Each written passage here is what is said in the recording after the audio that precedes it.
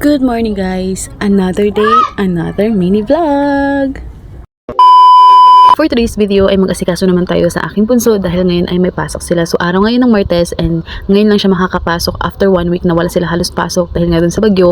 At kahapon ng Monday hindi sila nakapasok dahil siya po ay nagkaroon ng sikal. So hindi ko muna siya pinapasok and then masama din yung kanyang tiyan kasi medyo nagtatai siya. Kaya hindi ko na lang talaga pinilit na ipasok kasi nga baka masamain pa lalo kapag nandoon na sa school.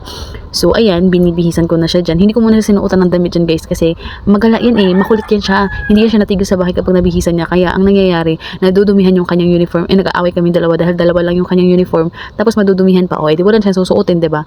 So kahirap pag ganun yung anak mo. Kaya itong bunso talaga guys, ang lagi ko talagang kaaway. Halos araw-araw ito talaga yung kaaway ko. So dahil Martes nga, ayan, may pasok yung aking sister-in-law. Kaya hinatid na rin namin siya sa kanyang work. And dito sa highway na kami dumaan. Papunta na kami nito doon sa school ng anak ko. Ayan. Ayan yung highway namin guys, diba? Ang ganda ng view, ang ganda ng langit, sobrang ganda ng ulap, talagang blue skies, ganon. So, ito yung highway ng Tanagan. Yan. Yan kami dumaan na kasi para mas mabilis kami makarating doon sa school ng bunso kong anak. Ilang minuto lang din guys, nakarating na din kami sa school nito ng anak ko. So, hindi ko na na-videohan yung mga nangyari sa school dahil tinatamad ako. And mabilis na malubat yung phone ko. Kaya hindi ko na siya talaga medyo nagagamit sa mga video-video.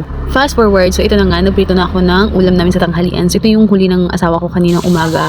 So, talagang fresh na fresh pa talaga to. And sobrang sarap talaga nito.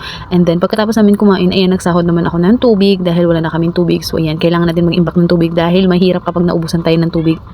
Tubig is life pa naman talaga. Talaga ang hirap kumilos sa bahay kapag walang tubig. 'Di ba? So, sinong relate dyan?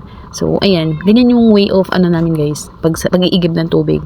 So, dito lang kami lahat nag-iigib. Ganyan yung way namin ng pag-iigib. Pinupuno namin yung container and then kapag napuno na yan guys, ibubuhos naman yan sa drum. So, sa drum talaga yung pinaka main na imbakan talaga ng tubig namin. So, ayan. Simpleng buhay lang dito sa tabing dagat. Pero fresh water yun siya guys, hindi yun siya tubig alat. At ito lamang muna for today's video. Maraming salamat po sa inyong panonood. God bless us all. Bye-bye!